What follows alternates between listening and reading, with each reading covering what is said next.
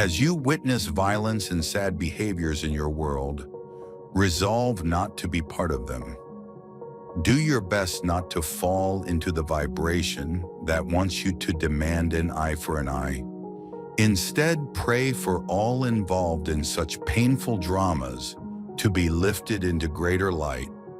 For both the victim and victimizer are engaged in a vibrational dance in which their energies have become entangled. It is not always obvious how this can be, but in every interaction, it is energy that draws people together or drives them apart.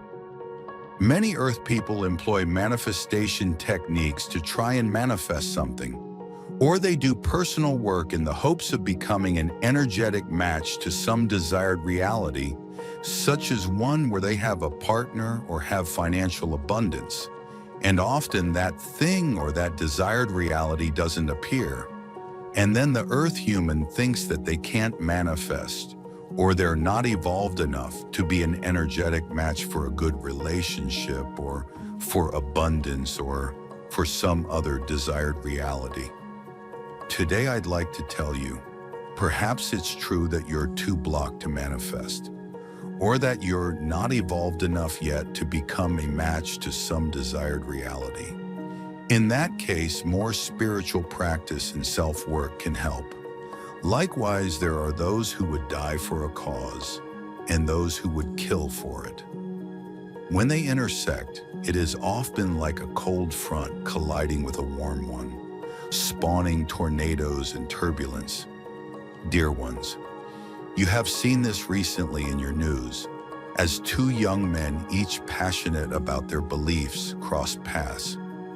The one now with us in heaven wants you to know he is fine, and that his mission continues to help humanity understand that there is much to be gained from dialogue about the differences. Is his death fair in the human sense? Of course not. Are many suffering as a result? Yes. But he lives on as a beautiful soul whose mission to uplift humanity and encourage communication continues from the broader perspective of heaven. He thanks you for your love and prayers. He encourages forgiveness. Dear friends, you can be part of a wave of consciousness creating peace. You can be a living example of those more interested in dialogue than disagreement. You can remember that you came to Earth to experience contrast, knowing it would make you clearer, stronger, and better together. You never intended to bicker, hate, or kill over differences. And while none of you reading this would kill or truly hate, it is easy to get drawn into arguments about right and wrong, rather than mining for the gold in different perspectives and the strength that comes from embracing diversity. You are, of course, entitled to your own perspectives and encouraged to have them. You are encouraged to have your preferences and discern who and what belongs in your lives. But remember, if you push against something, it will push back. If you fight for what you believe in, you enter the vibration of battle. However, it's more likely that you successfully manifested something, or that you successfully became an energetic match to something. It's just not here yet because your current world is very dense and slow and syrupy and chaotic. But it's entirely possible that you already became an energetic match to your desired reality. And it's on its way, it's coming. It's just a bit slow to arrive because the world you live in is so dense and slow and syrupy and chaotic. But you already manifested it. You already became a match to it. And if you successfully manifested something or became an energetic match to something, then you might actually slow it down if you conclude that you must have failed to manifest it or become a match to it and that it's not coming. You might actually slow it down if you think there's something wrong with you because the thing isn't here yet, when in reality it's entirely possible that you did successfully manifest it or become an energetic match to it. The world you're in is just slow and dense, so there's nothing wrong with you. Just go on with your day, continue your spiritual practice, have some fun, and the future you desire will arrive. However, if you allow yourself your own beliefs while letting others have theirs, there is no conflict. If you stand for what you believe with love, there is no battle. This is at the vibrational level, not physical.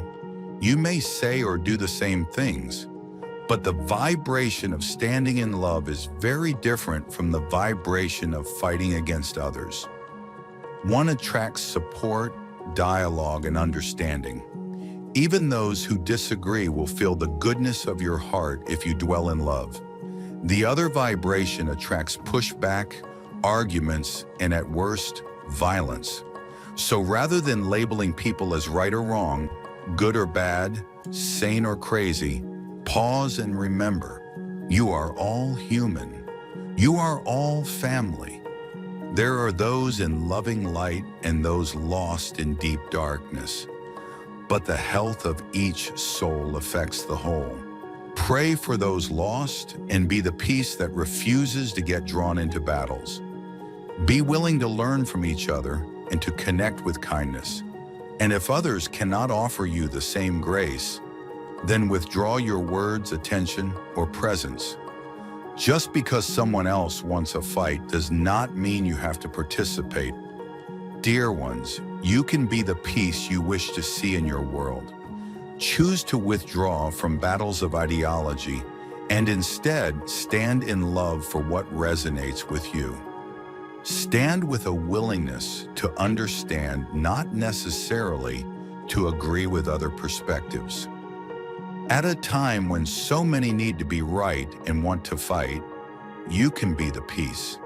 You can be the souls who know you are right for yourselves without needing to defend or justify.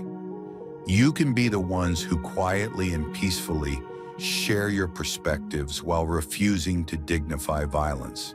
Speak kindly, pray for all, and know that being right for yourself and aligned with your soul is all you need to navigate the world with grace.